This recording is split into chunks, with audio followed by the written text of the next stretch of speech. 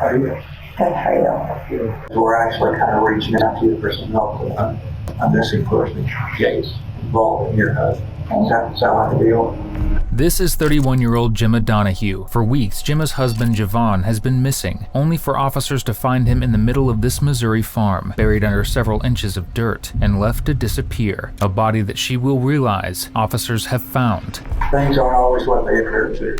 Rick told us everything, and we've made a recovery. Okay. And along with it, Javon's murderer, because for years his and Gemma's relationship had been spiraling out of control, growing more violent by the day. What follows will be one of the most tragic homicide investigations these detectives have ever seen. I believe the gun went off several times, like at least 5. I know this goes down so more, but I never got to say goodbye.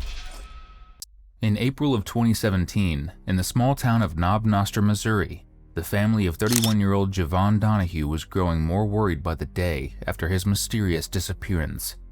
Now, Javon was a complicated man. He'd done prison time for manufacturing and distributing drugs, and police knew him as a dealer. So someone with his shady ties going missing raised a number of red flags. After several days of searching, investigators would eventually receive an anonymous tip. The caller had told them that if they wanted to find Javon, they'd have to go southwest to a rural property off 101 Road near Warrensburg. This location in particular was extremely remote, and so notorious for rampant drug activity that locals simply called it the farm.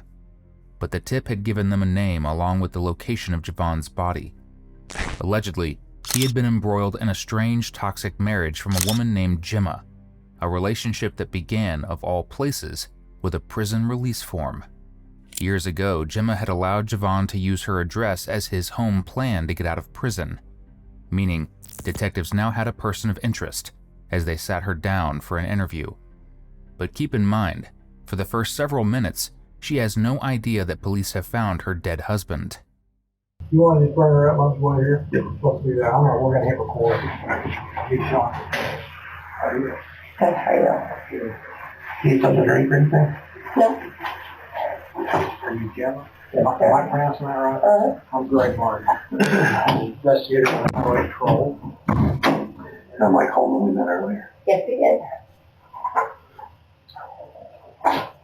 This is a little bit unusual. We have somebody that sits in jail a lot, and it's a little bit unusual for us because we're actually kind of reaching out to you for some help tonight.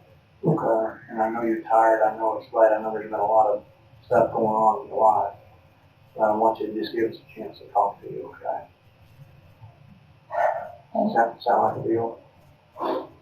Okay. Well, just give me a few minutes to be patient, okay? Mm-hmm. We've been initiated. And I only got brought into this today, but it's been going on for a couple of days. A missing person case involving your husband. Mm-hmm. And we're trying to locate him. We're hoping to help us get that. When, as far as the last time you talked to him, yeah, here's the deal. I'm not going to ask you a lot of questions. I don't know the answer to, but I also know the kind of life you had. I know about things better. What I've talked to a lot of people. I'm not trying to upset you, okay? You know what, I think either you guys are going to charge me with something or I want an attorney. I don't want to talk about the life that I've had. I don't have any information for you on Javon. I can swear to you, I have no idea where he is. I gave you guys all the information that I have, and I feel like I'm torn up out of my sleep, and I'm being victimized over the side again and again and again. Well, we don't want to do that to you, so we're not going to victimize you. Can I ask you one thing just to clarify? You said that you're thinking of it. Are you saying that you want an attorney at this point? No, I said if you guys feel that you are charging me with something, because downstairs they wouldn't give me an answer, then I want an attorney. I'm not speaking to anybody. Credit where credit is due. Telling detectives it's either charges or a lawyer is what anyone in their right mind should be doing in an interrogation room. But once Gemma learns that Javon has been found, things will change quickly. But I have no idea where Javon is. I'm not charging you with anything, okay? I'm not charging you with anything. Sign off on those, please. I want to read something to you, and I want to tell you something, and you can, then we'll be done. Does that sound all right? Sure. You have, you watch police shows on TV, and you understand about notification of rights and Miranda warning, Miranda rule, that kind of thing. Like I said, I'm going to read this to you and I'm going to tell you something. I'm not going to ask you anything, okay? I'm going to ask you if you understand this, but then I'm going to tell you something. Sound good? And we're going to get this done pretty quick, all right? Number one, things aren't always what they appear to be, okay? It'd be real easy to take any case I've ever worked, whether it's a child case or anything else, and paint just a little section of it. What I want to do is I want to paint the entire picture so everything is out there, okay? That's number one. Number two, Coleman and I have spent probably 5 to 6, maybe even a little bit longer hours tonight with Rick Armstrong. Mm-hmm. Okay? And Rick's told us everything. And we've made a recovery. Okay? And I'm not asking you questions I don't know the answers to because I know the answers. I know. My thing is, I want to know just, there's a lot of ways things can go. There can be self-defense, or there can be this vicious, premeditated, calculated, cold-blooded kill. And I don't think you're a calculated, cold-blooded person.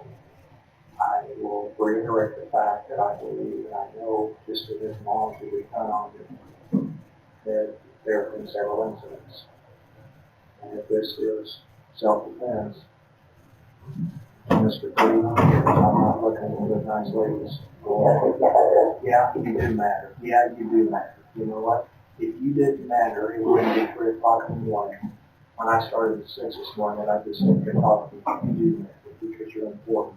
He and I are policemen. We were both public servants. And it's one thing to arrest people, it's another thing to try to help them and try to serve them.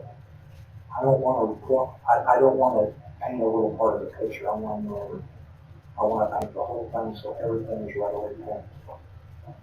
You do that. You are important, okay? I've done this for 31 years. I've never stopped caring about people. I'm never going to do that. You are important to me.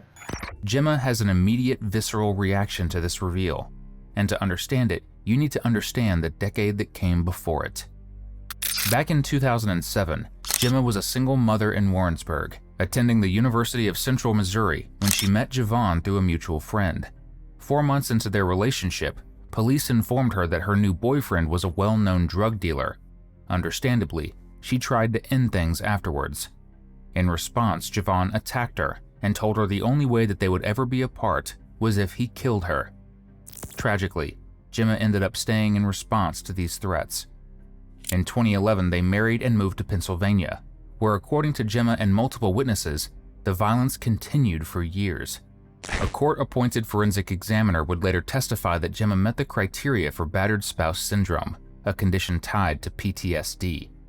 1 in 4 women in the US experience severe physical violence from an intimate partner in their lifetime, and when a gun is present in a domestic violence situation, the risk of homicide goes up by 500%. In this case, Javon, being a known drug dealer, was always armed. By late 2016, Gemma had finally fled all the way back to her parents' home in Knob Noster, but Javon followed her to Missouri, and the violence escalated until in March of 2017, she took out an order of protection barring him from any contact. A little over a week later, on Good Friday, April 14, 2017, Javon arrived at the house anyway, and that day is exactly where Gemma picks up from. But before that, if you love watching killers like Gemma realize they're cooked, subscribe. That's literally all we do here. Who had all those little children? Live with your sister. Yeah.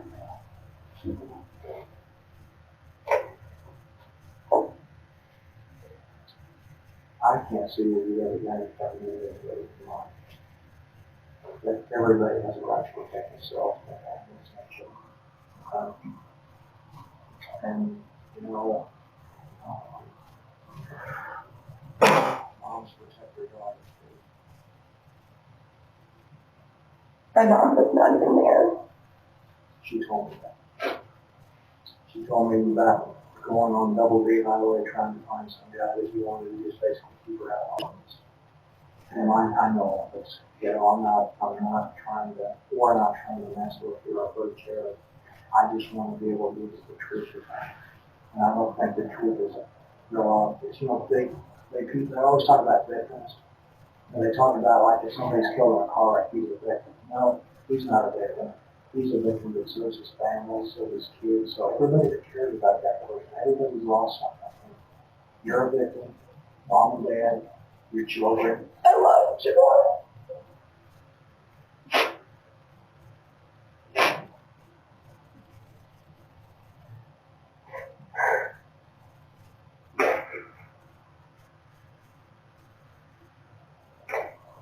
More than I love myself.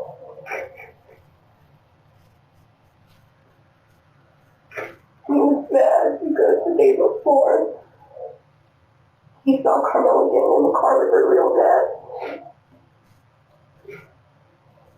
It was about, I don't know, maybe 6:30. I walked my mom out to the car, and she asked me to go back upstairs to get some poster board for her class. I ran back in the house, grabbed the poster board, gave it to her. Came back in the house. Sean had all the phones.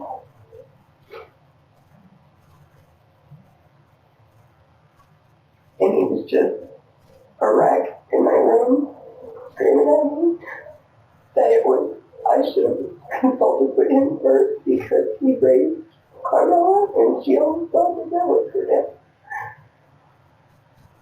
And then he kept asking me if he could work it out. And I told him no because there was no working it out, you know. And he proceeded to and he let go for a while, and then, it would go from my bedroom to the living room.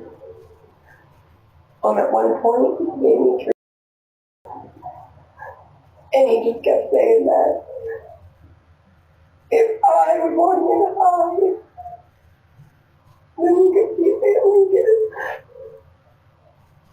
And he was like saying that I was trying to be better, or I thought I was better than him. And then he noticed that my voice started to go, like I couldn't really speak. And then he felt bad. He was being remorseful. So he, apologized. And I went upstairs at that point, and I called a friend. No, I'm sorry, my daughter called.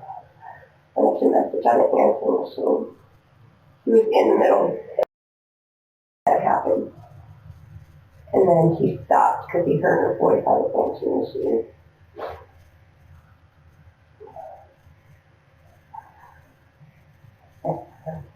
And Carmela, she's saying, "Hi, Mom." So I made a comment to him, and I go, at least it's my daughter. So he gave me a phone. And at that point, I tried to get in contact with Rick and another friend. And I was under the impression that they were going to come to the house, and intervene, not take his life, but just get him out of the house, because for whatever reason, I always try to keep him out of jail. Because I knew I had the authority, but no one called the police on it. Interestingly, Gemma actually did call the police that day. After the shooting, she dialed 911 and hung up. When dispatch called her back, her mother, Margaret, answered the phone, and while Gemma waved her arms and shook her head, Margaret told the operator the call was made in error. The two of them reportedly stood outside for 45 minutes, waiting for officers to show up anyway. When nobody came, these two realized this was a golden opportunity to get away with the killing. with Margaret helping dispose of Javon's body. And nobody came. An hour went by.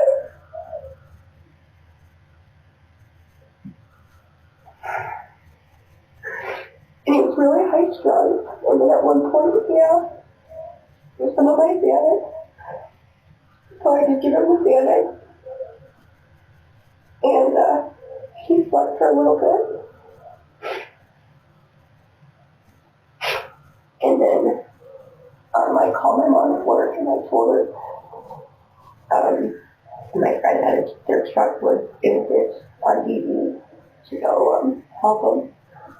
She went down on DV looking for him out of my room. And Javon was sleeping. And I just gave him a kiss. And I told him I loved him. And then he got up and I had opened up my second drawer. And I had a gun in there. And then he was like, basically telling me he didn't deserve to live. And I was like, no, I don't want to. And he told me to put the gun away. Like, he gave it to me and told me to hide it. I was scared even. And I took it upstairs to the laundry room and I stuck it in like a wicker basket.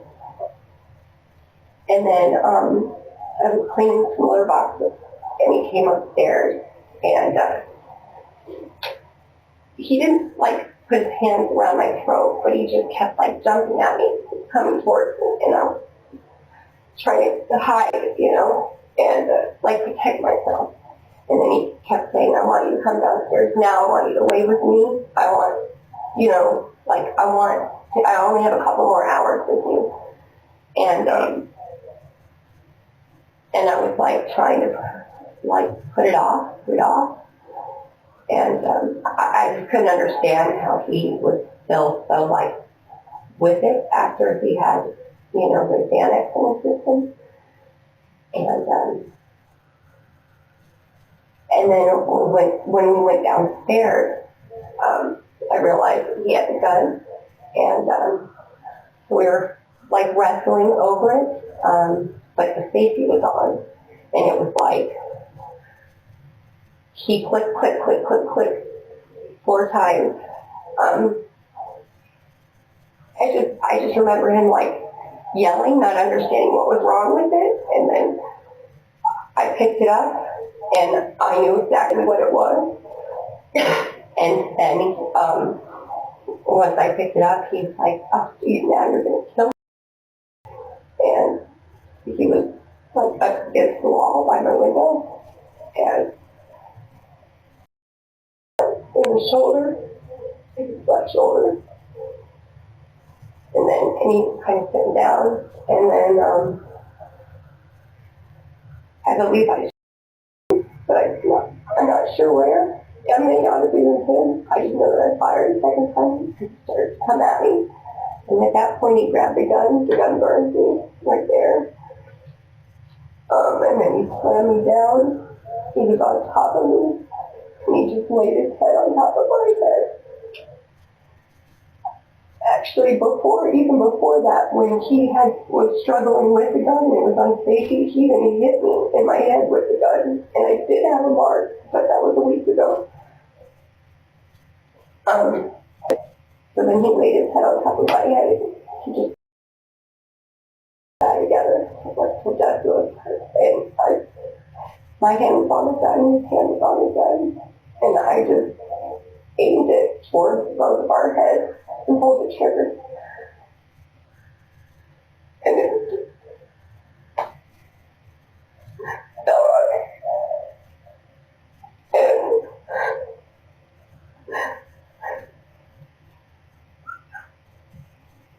it didn't feel that I could call the police.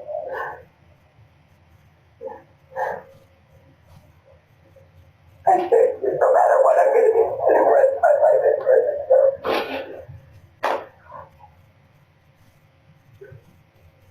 Go and get your gun a second one.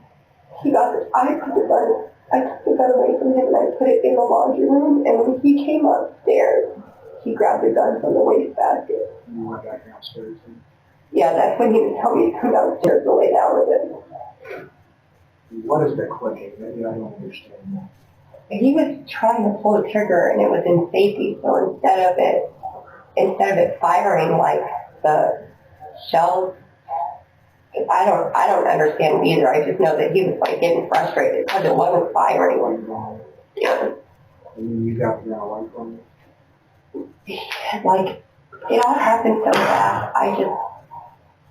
I don't know if he dropped the gun, if he was like, what's wrong with this gun? I remember him getting really frustrated. And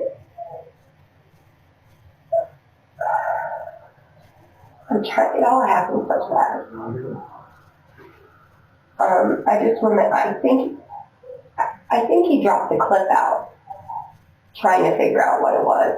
And I was able to get the gun and the clip, put it back in, and I just happened to look and I saw that there was like the safety was on, and then that's when I didn't even fire immediately. I just pointed at him, and then he's like, "Oh, you're gonna kill him like that," and then I fired and I hit him in the shoulder. So, how far away is it when you shoot the first time? Probably the distance between us. And what is he doing?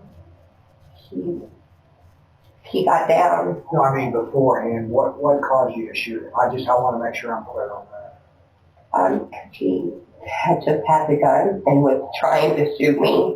In light of what Javon was like, it's entirely possible that he was there that day to hurt Gemma. The order of protection said he couldn't be within reach of her, and according to the defense, he had a massive amount of, well, Walter White's finest in his system that day. But let's take a moment with the story Gemma has told so far, because there are two inconsistencies. Firstly, the mysterious entry. How Javon got into the house is never properly explained, and Gemma herself admits she let him in through her window the night before, when it was raining, and simply forgot to board it back up, which pretty much negates the whole "he broke in" of it all. Secondly, the gun. In her telling, Javon points it at her and pulled the trigger 4 times. Mysteriously, the gun malfunctioned. Yet when she got her hands on it, it somehow magically fixed itself and began firing. These two are only part of several that will build up as she continues her story. I made sure, like I don't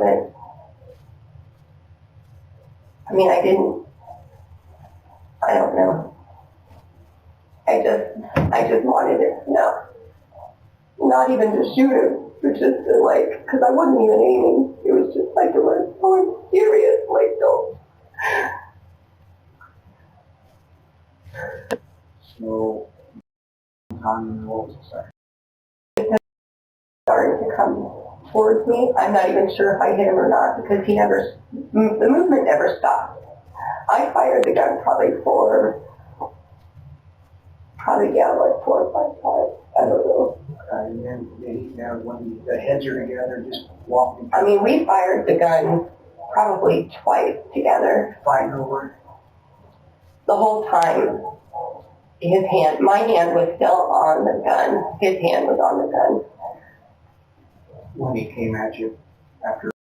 I fired 2 on the shoulder, the second I hit him, and then by that time he had both my arms and he slammed me down to the ground and he was on top of me and his hand was on, like over my hand. Both of our hands were on the gun. Okay, is that when he puts his head up next to you? There was a struggle for a little bit, and then I think I'm not sure if the gun went off before he put his head down, and then he put his head down. I just know that he put his head on top of my head and said, then we're going to die together. And the gun went off again? Okay. Yeah. Okay. How do you know that? I just know. Okay. No, that's fine. I mean, I'm not sure. What did you do with the gun then? I'm the other one. let's forget I said that, right? Your mom comes home and I talk to her and tell me what she does with it. I told my mom to stay outside, and I got the tarp from the pool, and I rolled him up in the tarp, and then I called Rick. Rick, for reference, is Ricky Wayne Armstrong, a 50-year-old local handyman and family friend who had stepped in during the couple's domestic incidents before. This time, he was called when Margaret paid him $400 to rent the excavator that dug Javon's grave. He would also be the one who later walked into a police station and spent nearly 6 hours telling detectives everything about the murder and cover-up. And I wiped. It's not clean. My room is not clean. There's still brain matter on the floor. Did all the shooting occur in your bedroom? Is it pretty obvious which bedroom? What is there only one bed downstairs? No, but yeah, you guys know which one is mine. And I'm sorry, what were we talking about? I'm sorry. You got the pool cover. You did or your mom did? Just tell me, because I was like all the time. I told my mom to get the pool cover, and I told her it didn't want it in there. And so I got him on the pool cover, and then I cleaned him, and I tried to bathe it. Did you do that right there on the floor? Was it in the bathtub? No, I did right there on the floor, just, By blocking off? yeah, because I didn't want it to look like that.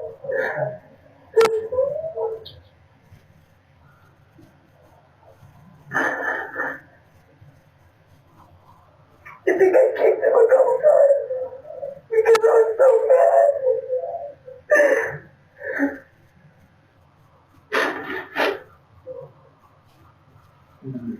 I'm going to walk you through this, which I know I'm upset now, so I do that. Rick, you called Rick and he came out that night. And who loaded the body in the back of the truck? And tell me what truck that was, just so I'm clear on it. My dad's truck. Just a Dodge Ram, a black Dodge Ram. I don't know what year. Okay, now did you guys take the body out that night? I never saw the body for that. Did you stay there that night, or where did you go? Rick made me go in. Okay. Did you stay at Rick's house? With Rick? Huh? With Rick or somebody else? I stayed in the shed. They gave me like 2 Klonopins and some other green pill, and I can't honestly tell you anything from that night because I didn't wake up until 10 o'clock the next morning and everybody was gone. And how did you get back home? I walked. You walked from? My mom ended up picking me up, but I walked down DD, probably like, we'll walk from Rick's house and made it down to a new development on Lake Ridge maybe or something on DD. And then my mom called and was like, where are you at? And I said, well, where are you at? Because she was not supposed to be involved in this thing.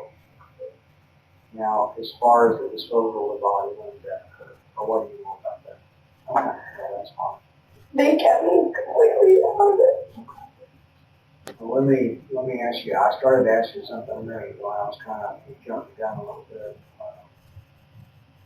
I'll just tell you that in Bates County back in 1999, I had a situation where there was a shooting, and somebody threw a gun out the window, and he found it.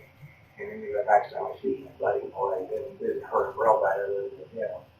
And we were able to take that bullet and trace it back and show that to the murder weapon. It's kind of a strange deal. My thing is, I know you got rid of the gun, but I don't want some child finding that. I didn't get rid of it. Where is it? It's all that copy. In Warsaw? Okay.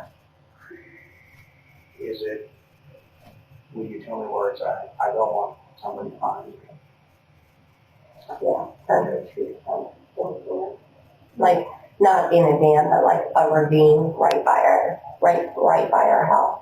Can you draw some map? Now here's where Gemma's account runs into a problem. According to the autopsy report, Javon was shot multiple times across his body, with 2 gunshots being in fatal locations, and 1 in the jaw. Yet in Gemma's story, after all the shooting, Javon presses his head against hers and delivers a full sentence, that they were going to die together.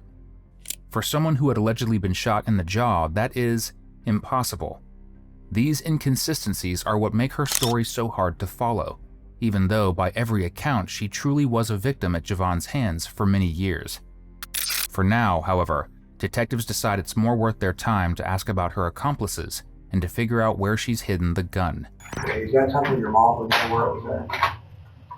Jim, I'm not trying to throw your mom into this, I don't mean that, but I know she said there's like, and it's under a tree stump or in a tree stump, or Yeah. is that tree stump visible from the road? No, but you can see it as soon as you walk on that property, like by our shed. It's a tree stump, how far from your shed is it? Well, the ravine is right behind our old shed, not the new shed. And then,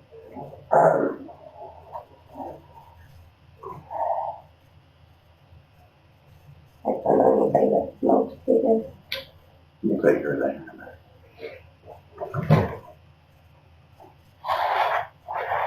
So, let's say, here's the house, okay? I'm not an artist, so excuse me, that's the house, okay? And then this is like our driveway, okay? There's going to be a brand new shed right here, and maybe back in the distance will be like the old shed. How can you see the remnants of it, or is there something else going right there? I mean, it's still standing, Oh, okay. but I want you guys to know which shed it is. Okay. So right behind this old shed, there's like a ravine. When they let the dam out, the water, it will, and there's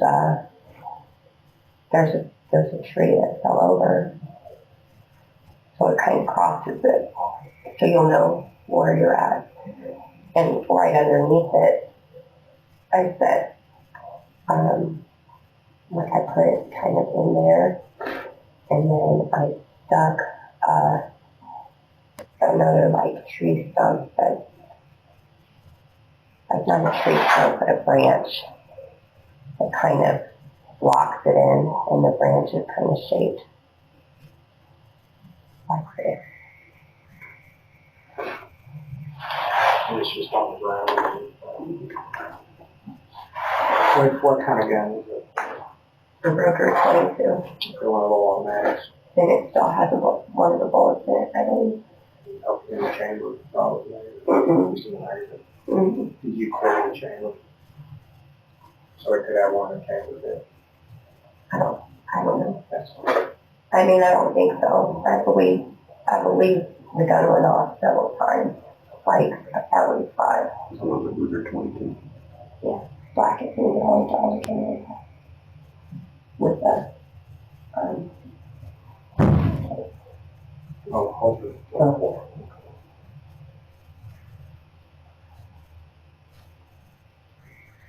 and I don't know why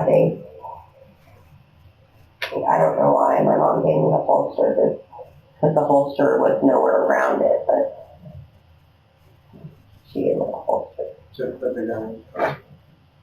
When did you get there and do that?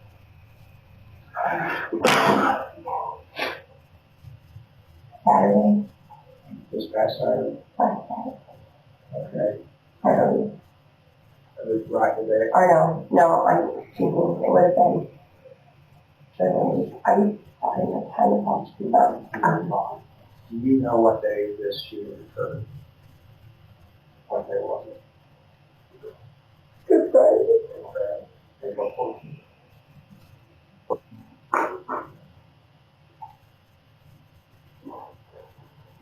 You know, we get asked a lot of questions when we work their case, and they always want to know about different things.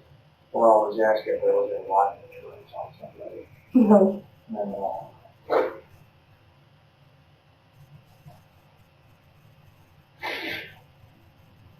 I know we talked about getting a cigarette. Yeah. I thought there was going to be like such a strange recording.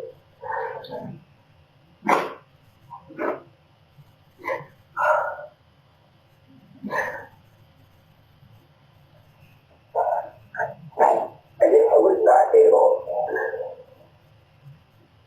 I know this is going to sound so like warped, but I never got like say goodbye as a husband.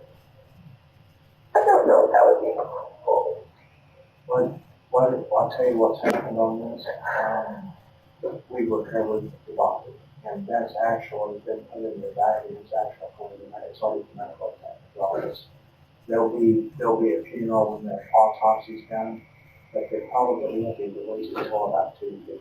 You're going to get a chance to say goodbye, okay? But it's not something, he's not even here now, he's in Columbia. It's not, if they was across the street, he'd walk the other way, but it's just not there, so. Frankly, for many who would go on to follow this case, Gemma did appear to be a victim. And it's all the more heartbreaking to watch her realize that this muddled relationship, one that consumed over a decade of her life, has now ended in the worst way it possibly could. I mean, I didn't try to conceal anything. No, you haven't. Everything that happened, anything that he went with, everything was bagged together, you know. Clothing wise and everything. Yeah, my clothing, his clothing. Your clothing's in there too. Was there blood on you?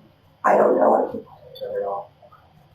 How did you get in the house? through my window. You're like a downstairs window. How does that work? I mean, did you break the window or? No, just split it up. The evening before, I spoke with him and he was talking about that he was homeless. He was sleeping in the Samantha Sanders car, and I felt bad. He was raining and he kind of woke me up in the middle of the night. Or just tap on the window or something? Yeah, and I told him, fine, you're going to sleep down there, and that's it. And I just forgot to reboard up my window, and he came back through it. Okay. The So following, you let him in on that night before? it may have been like, it was like on a Thursday night. No, it would have been Wednesday night. Did he That was raining. Did he then leave sometime that day? Yes, he left. He saw that, so it was Wednesday night, he stayed the night. That's how he saw Carmela's dad taking her up Thursday after school for her Easter break. And he was in the house when that happened? He was across the street in the woods.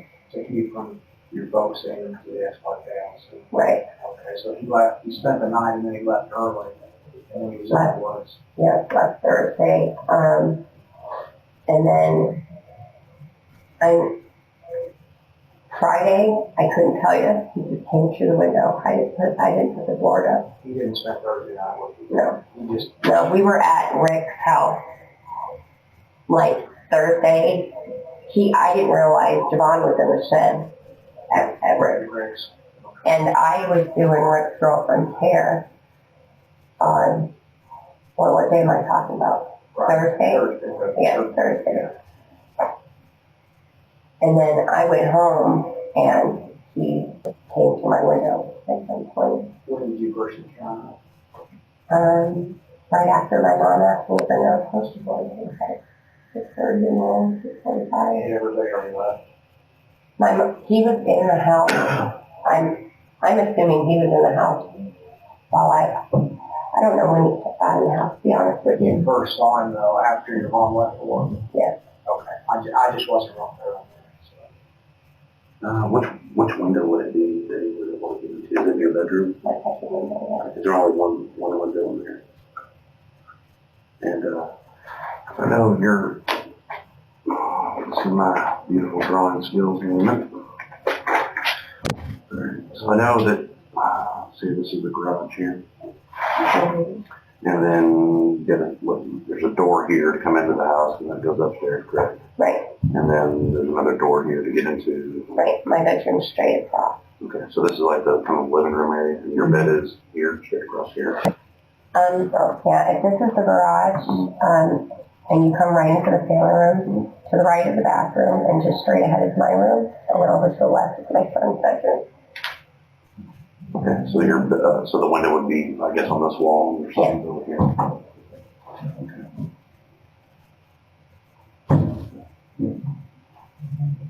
You should look at the bathroom.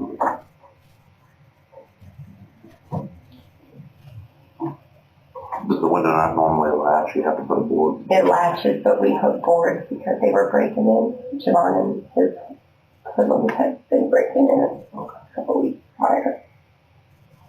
Like stealing my cell phone and a bunch of stupid stuff.